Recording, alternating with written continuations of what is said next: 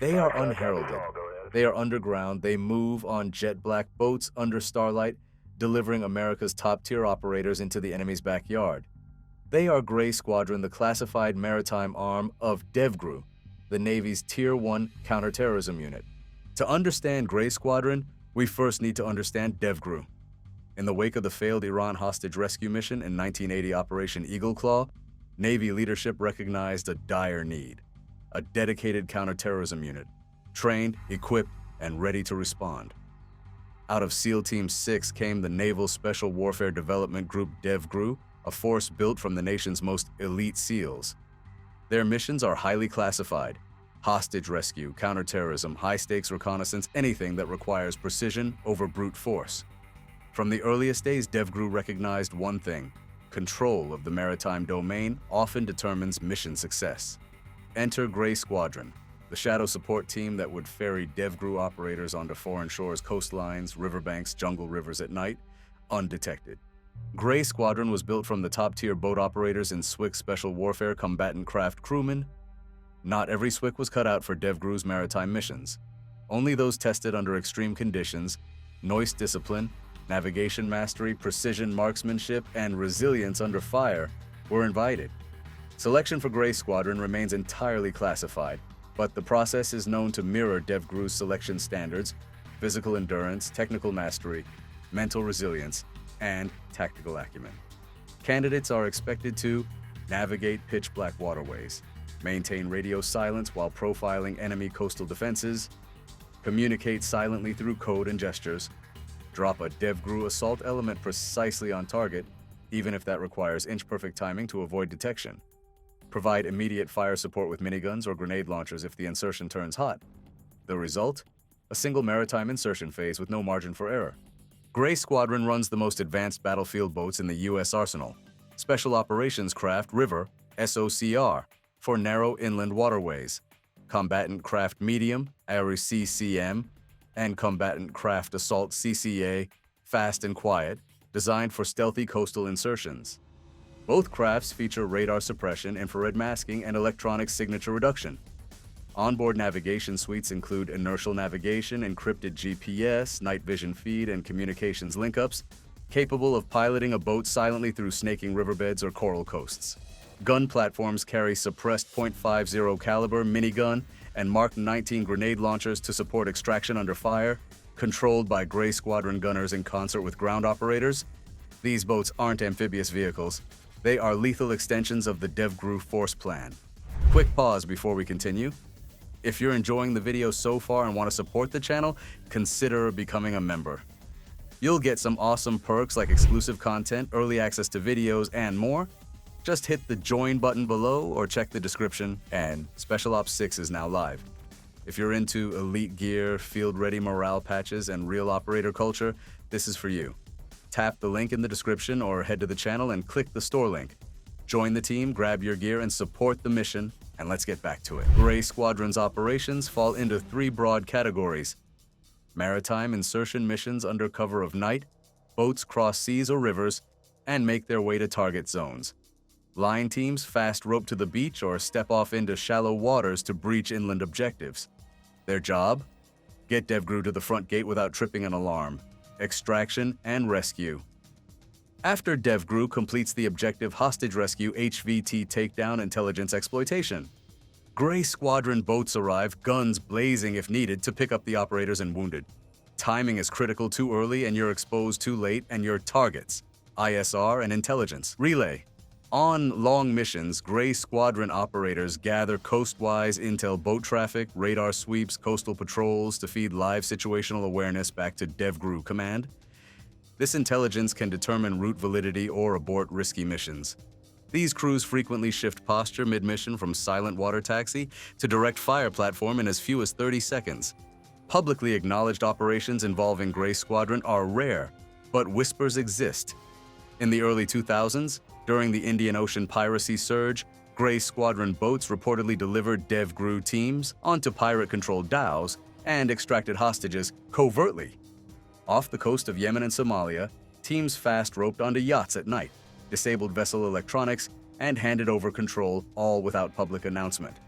In the Gulf region, Missions targeting HVTS along rivers and canals hint at silent approaches using boats rather than helicopters, suggesting a maritime insertion prologue.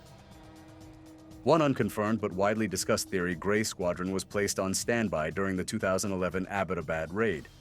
Their mission was to secure the extraction zone via Linjin Maritime Corridor in the unlikely event the helicopters failed. This is what kind of covert asset they are, built, trained, and ready for contingencies the public never hears about. Grey Squadron trains in 3 domains at once: water, air, and land.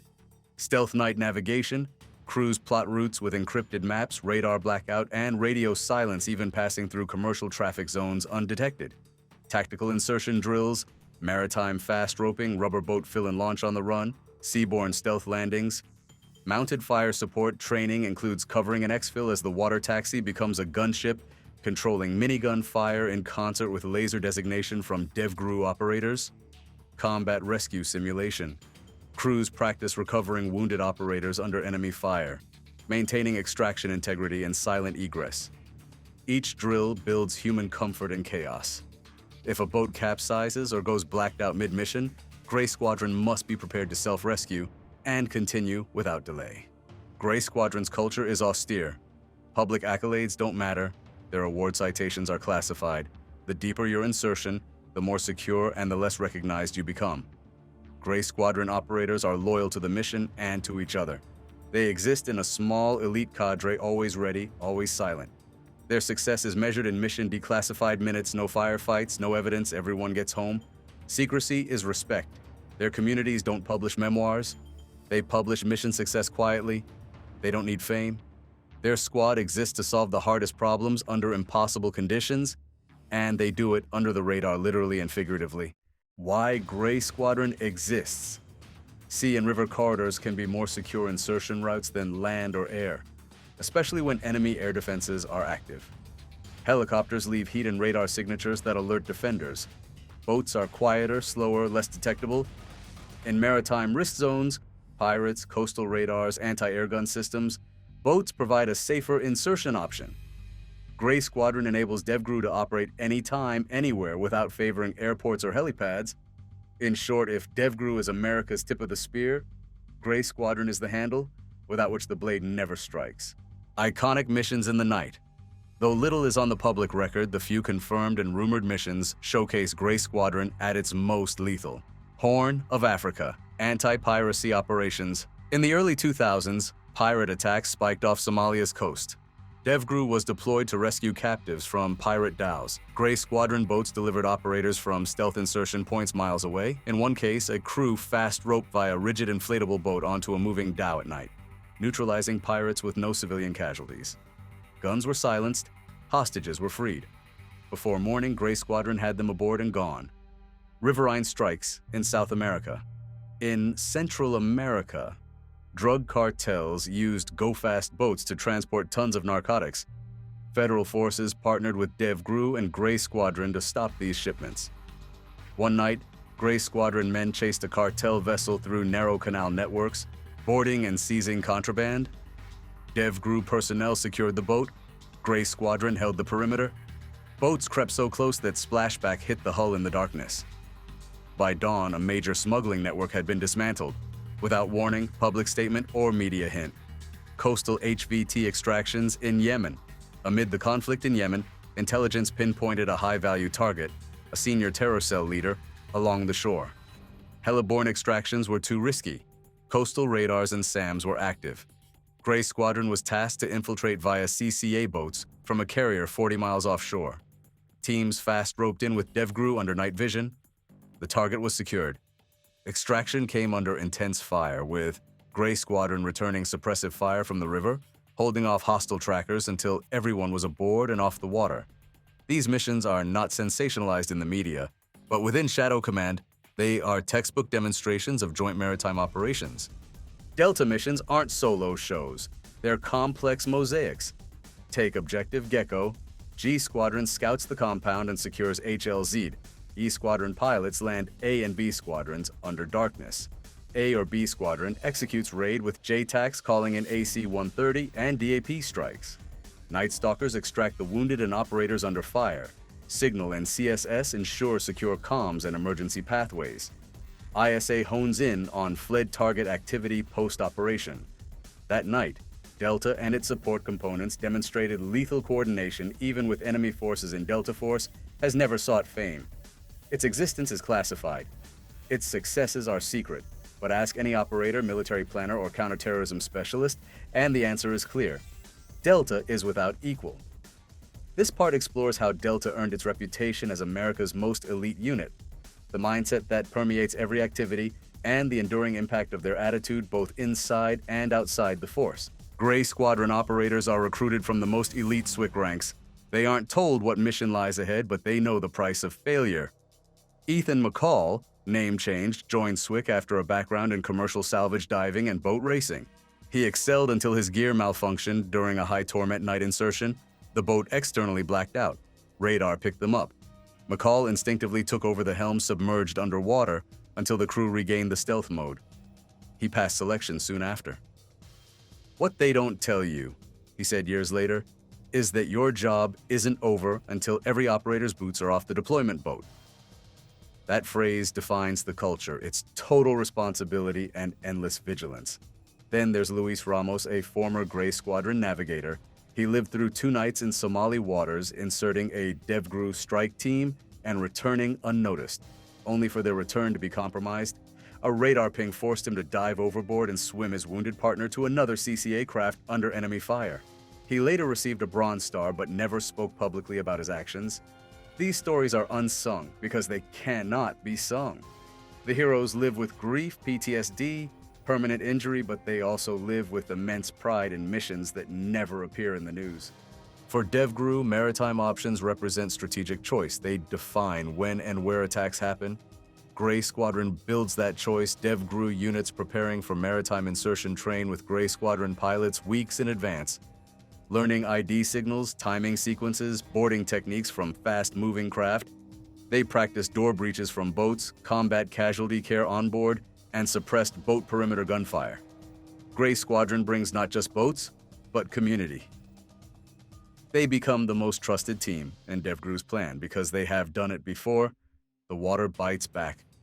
Physical toll. Operators spend hours in wet kit.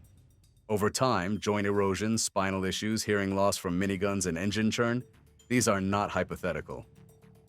Operational loneliness. Missions are classified deep. Hardly any family or friends know where you are, or if you're coming back. Mental trauma. Grey Squadron. Men have survived shipboard explosions, ambushes on mock craft, and the disintegration of crews in tight waters. Grey Squadron's motto is simple: never quit. It's both promise and curse. The promise: they will bring everyone home. The curse: if someone falls, they carry it with them, always.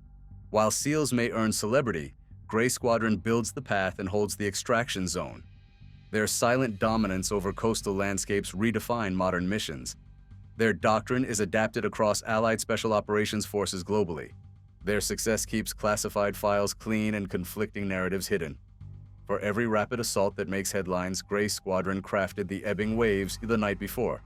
They are not frequently rewarded, they are not popular, but they are essential. Grey Squadron has delivered DEVGRU to shores unknown and brought them safely home. They are the authors of maritime precision. Their story is both proud and sacrificial. Grey Squadron does not seek fame. They don't publish biographies, attend parades, or pose for the cameras. Their legacy lives in the echo of successful missions and the absence of failure.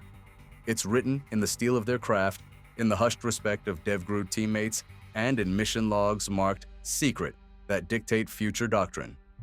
Some key contributions: maritime doctrine evolution. Grey Squadron showed the Navy how to build acoustic-suppressed, radar-reduced insertion platforms. Their boats are now the model for future unmanned or hybrid surface systems. Bridge between sea and land warfare. They are the connective tissue between submarines, carriers, DEVGRU, and conventional naval forces. Their silent craft enabled DEVGRU to extend reach into areas off-limits to air insertion. Model for Allied maritime forces. International SOF units in Australia, the UK, and Canada have visited to train with Grey Squadron, integrating boat-delivered raids into their own arsenals. Their work is invisible, but its consequences ripple through global strategy and maritime innovation. Grey Squadron is aligned with DEVGRU's evolution. As DEVGRU includes more unmanned systems and multi-domain integration, Grey Squadron adapts its craft and tactics. Covert insertions from subs, hard hat cookouts, steerable swimmer delivery, they prepare the route before DEVGRU exits a swimmer delivery vehicle. Wake rider tactics, craft follow commercial or fishing boats to mask approach. This method demands coordination, timing, and electronic camouflage. Arctic littoral training. Environments like the Nordics are cold and dark 24/7. Grey Squadron now trains for deck hovering, ice clearance, and sub-zero gear prep. DEVGRU planners regard Grey Squadron not just as logistics, but as operational gap closers, a force that erases denial zones by mastering stealth insertion through water. Service in Grey Squadron exacts a real human price.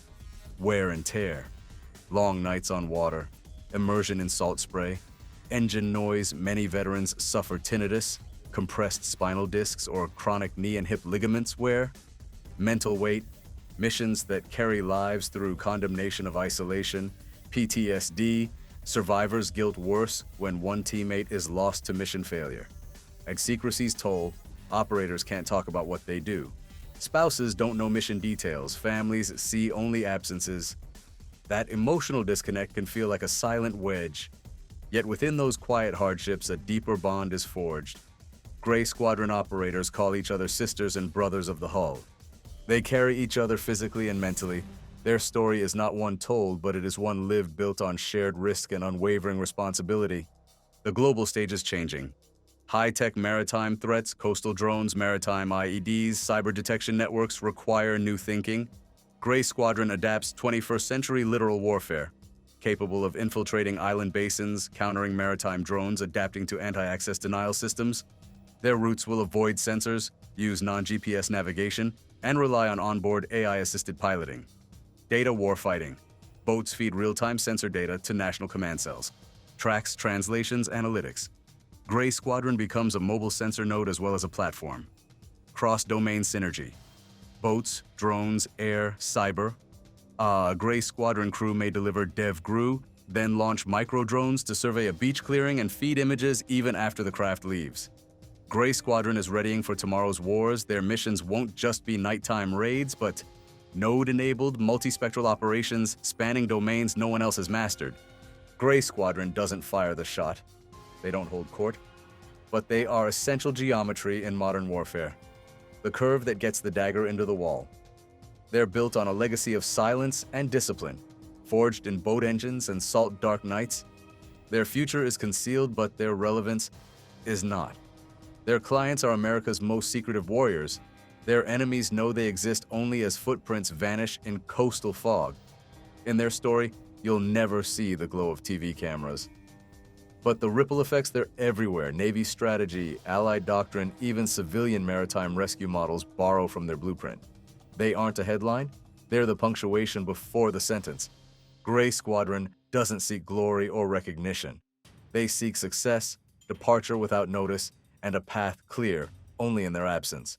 They are the quiet architects of coastal power, and this series marks their place in Naval Special Warfare history. Remember to like, subscribe, and comment so you don't miss out.